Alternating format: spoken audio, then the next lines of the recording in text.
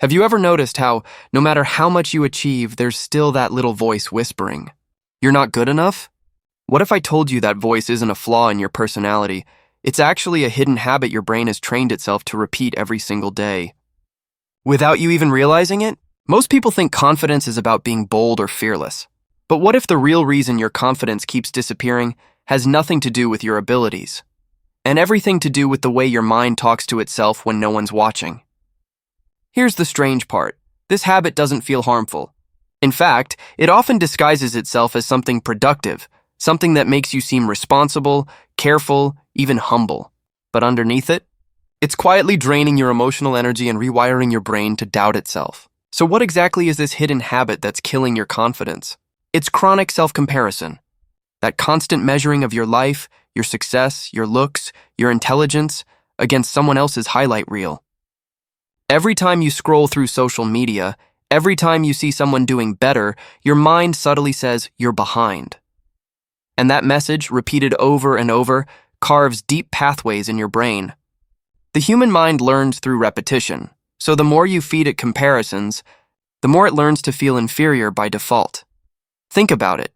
You wake up, grab your phone, and before you've even brushed your teeth, your brain has already been told that someone else is fitter, richer, happier, or more successful. That's not just social media, that's neuroscience. Your brain's reward system gets hijacked. Dopamine spikes when you see something exciting online, but instead of feeling inspired, your subconscious interprets it as loss. You see their gain as your failure. There's a famous study from the University of Michigan that found people who spent more time on social media reported lower life satisfaction and more feelings of envy within just 2 weeks. The psychology behind it is simple. Your brain can't help but compare. It's part of human evolution. Our ancestors compared themselves to others to understand their place in the tribe. It helped them survive. But in the modern world, where the comparison pool is billions of people deep, it's not survival, it's self-destruction. Let me tell you a story. Emma was a talented graphic designer who loved her work until she joined a few online design groups. Every day, she saw portfolios from people who seemed way more creative than her. Slowly, her excitement turned into anxiety. She started doubting her own designs, deleting projects before finishing them. Within months, she convinced herself she wasn't good enough and stopped sharing her work altogether. Her confidence didn't disappear overnight. It was drained one comparison at a time. But here's the real twist. Emma didn't need to stop comparing altogether. She just needed to change the direction of her comparisons. Instead of looking sideways at others, she started looking backward, at her own past self. Every time she improved even 1% from her last project, she celebrated it. Slowly, her brain relearned that progress, not perfection, is the real marker of success. Now let's go deeper. When you compare yourself to others, you're training your reticular activating system, the filter in your brain that decides what information to focus on, to notice your flaws. Over time, you literally become blind to your strengths. But when you shift your attention to your own growth, that same system starts spotting evidence that you are improving. That's when confidence stops being a performance and starts being a feeling. Another quick example, ever met someone who radiates quiet confidence? They're not loud, they're not showy, but they walk into a room and you can just tell they're comfortable in their own skin. That's not arrogance. That's self-trust built through micro-wins. They've learned to find validation not from external approval, but from internal progress. So how do you fix this hidden habit? Start by noticing it. Every time you catch yourself comparing, pause and ask, is this helping me grow or is it just making me feel small? Then, take that same energy and channel it inward. Track your own milestones, however small. Write them down. Reflect weekly. Teach your brain to seek proof of your progress, not proof of your shortcomings. And here's something powerful most people miss. Confidence isn't built by success. It's built by self-consistency. When your actions align with your values and you keep promises to yourself, your brain learns that you can be trusted. That trust is confidence. Have you ever caught yourself looking at someone else's life and thinking, why can't I be more like them? It might happen in the smallest moments, scrolling through Instagram and seeing someone your age already traveling the world, landing a dream job, buying a house, or looking effortlessly confident in every photo. You tell yourself you're just looking for inspiration, just checking in. But deep down, you feel that quiet sting, that silent thought that whispers, you're behind. What if I told you that this tiny, almost invisible thought is one of the most damaging psychological habits your brain has learned, and it's been killing your confidence from the inside out? Most of us think confidence is something you're either born with or something that grows when you achieve more. But psychology says otherwise. Confidence isn't an outcome. It's a process, a reflection of how your brain interprets your self-worth moment to moment. And one of the biggest forces shaping that interpretation is the habit of comparison. What's wild is that comparison itself isn't new. It's a natural part of being human. But somewhere between evolution and Instagram, between survival and social validation, comparison stopped being useful and started becoming toxic. It begins innocently.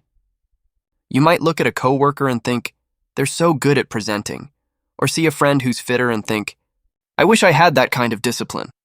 On the surface, these thoughts seem harmless, even motivating, but under the surface, your subconscious mind is logging data. Every comparison becomes a mental note that says, they're better, you're worse. You don't feel it right away, but it's there, stored like little pebbles in a jar. Over time, the jar fills up until your inner voice starts echoing those messages back to you in moments of stress, doubt, or failure. This hidden habit works silently because it hides behind logic. You tell yourself you're just being realistic, that you're setting high standards, that you just want to improve, but in truth, you're teaching your brain to use someone else's life as your measuring stick, and that's a game you'll never win. Because every time you measure, you forget something crucial. The variables aren't the same. The person you're comparing yourself to might have started years earlier, come from a completely different background, or face challenges you can't see. But your brain doesn't factor that in. It just notices the difference and translates it as inadequacy. There's a term in psychology called upward comparison. It's when you compare yourself to someone you perceive as better in some way.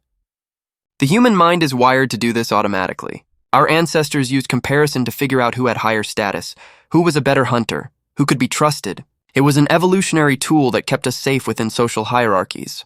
But the same tool that once protected us now works against us in a modern world where our tribe has expanded to billions of people. The moment you open your phone, you're not comparing yourself to 10 people in your village. You're comparing yourself to the best moments of millions of strangers. And here's where the habit becomes lethal to your confidence. The more often you engage in self-comparison, the more your brain reinforces it as a default mode of thinking. The brain loves patterns. If you think a certain way repeatedly, neurons form pathways that make that thought easier and faster to access next time. It's like creating a shortcut. So the more often you scroll, observe, compare, and feel inferior, the more your brain learns that this is your normal. Eventually, you don't even need social media to trigger it. You start comparing unconsciously in real life, too. You walk into a meeting and immediately notice who's more articulate. You see someone laughing confidently across the room and wonder why you can't be like that. You hear a friend share good news and feel a subtle twist in your stomach. None of this means you're a bad person. It means your mind has been trained to evaluate your worth externally. And that right there is the hidden habit that kills confidence more effectively than any external failure ever could. One of the most fascinating things psychology teaches us is that your brain doesn't differentiate much between imagination and reality. So, when you see someone else achieving something and mentally place yourself below them, your body reacts as if you're actually losing something. Cortisol levels rise. Your nervous system goes into a low-grade stress state. You might not notice it consciously, but over time, your body begins associating others' success with your own inadequacy. You literally feel smaller, but it's not all your fault. The modern world is built to exploit this psychological bias. Companies, social media platforms, even advertising, they thrive on keeping you in a cycle of comparison and dissatisfaction. Every scroll is a subconscious reminder that you could be more fit, more successful, more beautiful, more productive. But more never ends, does it? Because there's always someone else doing something different. And your mind, hungry for belonging and validation, keeps chasing the next comparison like a moth, chasing light. Let's take a real-world story to bring this to life. Imagine two friends, Jake and Alex. Both are smart, creative, and ambitious. Jake spends his mornings journaling, reflecting on his growth, and setting goals based on his past performance. Alex, on the other hand, starts each morning scrolling through his phone, seeing other people's success stories and viral wins. Over time, Jake's confidence grows because his brain learns to associate progress with effort. Alex's confidence fades because his brain learns to associate progress with comparison. Same talent, different wiring. After a few years, Jake feels self-assured, grounded, and capable, while Alex constantly feels behind no matter how much he accomplishes. Now let's dig deeper into what's actually happening inside the brain when you fall into this comparison loop. Every time you compare yourself unfavorably, your brain's reward system, specifically the ventral striatum, registers a dip in perceived value. Think of it like a tiny self-esteem meter that drops each time you feel less than. Meanwhile, the amygdala, which processes emotion and threat, interprets this drop as a potential social danger. Because in evolutionary terms, being less valuable to the tribe meant lower survival chances. So your body triggers a subtle stress response, not full-blown panic, but just enough to make you uneasy. Here's the twist. That stress response becomes addictive. Your brain starts seeking it, not because it feels good, but because it's familiar. This is how self-comparison turns into a habit. A neurological feedback loop where discomfort reinforces attention, and attention reinforces discomfort. That's why sometimes, even when you know scrolling makes you feel worse, you can't stop. It's the same mechanism that drives other addictive behaviors, and the more you do it, the more your neural pathways strengthen around those patterns. Neuroplasticity, the brain's ability to rewire itself, works both for and against you. If you spend years practicing self-comparison, your brain becomes incredibly efficient at it. You start doing it automatically, without effort, even in contexts where it doesn't make sense. That's why people can feel inadequate even in situations where they're objectively doing well, because their mind has learned to search for evidence of inferiority, not success. Another fascinating psychological effect that plays into this is called the spotlight effect. It's the tendency to believe others are paying far more attention to your flaws and failures than they actually are. When you combine the spotlight effect with chronic comparison, you get a double blow. Not only do you feel like others are ahead, but you also overestimate how much they're judging you for being behind. The result is a constant state of mild social anxiety and self-consciousness, a silent erosion of self-trust. This brings us naturally to how social media amplifies the entire process. Social media isn't inherently evil. It connects, educates, entertains. But from a psychological perspective, it's a comparison machine. Every image, every post, every story is a data point for your subconscious to measure itself against. And here's the thing, and these aren't accurate data points.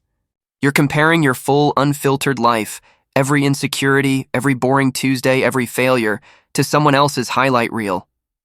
Their curated, edited, filtered, best angle version of reality. It's like walking into a movie theater halfway through a film and assuming the character's current happiness is their whole story. You don't see the struggles, the messy drafts, the breakdowns before the breakthrough. But your brain doesn't know that. It processes the image, registers the success, and quietly asks, why don't I have that? In 2018, a study from the University of Pennsylvania found that reducing social media use to just 30 minutes a day significantly improved well-being and decreased feelings of loneliness and depression. That's not a coincidence. When you stop feeding your brain constant stimuli for comparison, it begins to reset. The dopamine spikes that once came from others' achievements start to fade, and you begin reconnecting with your own sense of self-worth. But here's what's tricky. Social media creates what psychologists call variable reward systems. It's the same mechanism that makes slot machines addictive. You don't know what you'll see when you open the app. Maybe a funny video, maybe a friend's milestone, maybe a viral success story. This unpredictability keeps you hooked. But with every scroll, you're subconsciously training your brain to measure worth externally again. There's also something called the illusion of proximity. Because social media shows you people your age in your field doing better, your brain assumes they're just like you, that their success should be equally attainable. But it doesn't see the hidden variables, timing, luck, privilege, support systems, or the 10,000 hours of work behind that one viral post. So you internalize their highlight as your inadequacy, and slowly, without realizing it, your confidence starts to depend on how you stack up against others rather than how you show up for yourself. Over time, this dynamic leads to what psychologists refer to as self-discrepancy theory. This theory suggests that emotional discomfort arises when there's a gap between your actual self, who you are, and your ideal self, who you think you should be. Social media widens this gap dramatically because it constantly bombards you with inflated ideals, bodies, lifestyles, achievements that don't reflect reality. The result? A chronic sense of falling short, even when you're objectively doing fine. There's also the emotional exhaustion factor. When your mind is constantly evaluating, comparing, and judging, it drains your mental bandwidth. You become less creative, less present, less resilient. Your confidence doesn't just shrink, it fatigues. You stop taking risks because deep down, you've taught yourself that you're unlikely to measure up anyway. And so, ironically, comparison, which starts as a desire to improve, ends up paralyzing growth altogether. Think about how often you've delayed something, applying for a job, posting your work, sharing your ideas, because you thought, there are already people better than me doing this. That thought feels rational, but it's actually the product of distorted comparison. It assumes that value is limited, that success is a zero-sum game where someone else's win means your loss. But human potential doesn't work that way. Confidence dies when we forget that. What's most tragic is that this hidden habit often disguises itself as humility. People say things like, I'm just being realistic, or I don't want to be overconfident. But there's a huge difference between humility and self-erasure. True humility acknowledges your limits while still believing in your worth. Chronic comparison, on the other hand, erases your individuality by forcing you to measure yourself through someone else's lens. Here's a story that illustrates this perfectly. Mia was an aspiring writer who loved crafting short stories. She'd share them on a small blog with a modest following. But one day she stumbled upon another writer her age who had gone viral. Overnight, that person had thousands of followers, book deals, and interviews. Mia compared herself relentlessly, and it crushed her. She convinced herself she wasn't talented enough, that she was too late, that her words didn't matter. So she stopped writing. Months later, she came across an old entry she had written years before, a piece about why she started writing in the first place. It reminded her that writing had once been her way of processing emotions, understanding the world, healing herself. That realization hit hard. She realized her passion had never been about fame or comparison. It was about expression. So she started again, quietly, just for herself. Ironically, that's when her work started resonating. When she stopped comparing, her authenticity returned, and with it, her confidence. That's the paradox. The more you chase confidence through comparison, the less you feel it. But when you focus inward, on your growth, your effort, your values, confidence emerges naturally. Because confidence isn't the absence of doubt, it's the ability to act in spite of it. When we strip it down to psychology, confidence is simply self-trust. And trust can only exist where there's consistency. The habit of comparison destroys consistency because it constantly shifts your goalposts. One day you're doing great, the next day someone else outshines you and suddenly you feel like you've failed. Your brain never gets to rest in stability. It never gets to build that quiet sense of I'm okay where I am. And so this hidden habit, this constant mental comparison, isn't just about envy or jealousy. It's about identity confusion. It blurs the boundary between who you are and who you think you're supposed to be. Over time, your sense of self fragments. You forget what truly makes you happy because you're too busy chasing what looks impressive. That's not self-improvement. That's self-abandonment dressed as ambition. When you start to understand this, you begin to see how subtle and powerful this habit really is. It's not loud. It doesn't shout. It whispers. It hides in everyday thoughts, in quiet moments, in harmless scrolls. But those whispers accumulate, shaping how you see yourself, what risks you take, what dreams you pursue, and ultimately, how much you trust your own worth. So, let's close the loop. Remember that whisper we talked about at the start, the one that says, "You're not good enough"? It's not your true voice. It's the echo of a habit, and like any habit, you can unlearn it. The next time you feel that inner critic rising, don't fight it. Just notice it, smile, and remind yourself, I'm not behind. I'm becoming. If you learned something new about how the human mind works and want to keep building your emotional intelligence, hit subscribe, and let's keep growing your mind together.